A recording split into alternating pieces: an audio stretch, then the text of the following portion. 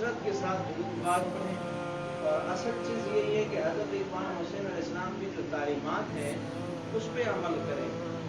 امام حسین علیہ السلام نے عاجزی سکھائی، انکساری سکھائی، محبت سکھایا، پیار سکھایا، اپنے اندر سے نفرت کو، حسد کو، بغض کو، غرور کو، تکبر کو ختم کریں۔ ان کی تعلیمات اصل چیز یہی ہے۔ ان سے بڑا کائنات میں کوئی سید نہیں، ان سے بڑا کائنات میں کوئی جو ہے امام نہیں ہے۔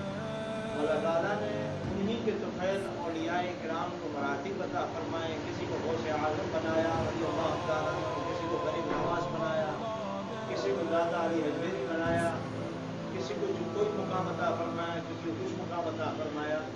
اور یہ وہ ہستیاں ہیں کہ جو ان کی تعلیمات پہ عمل کرے گا تو ضرور بضرور دنیا کے کس کونے پہ بھی ہو اس کو ضرور فیض ملے گا۔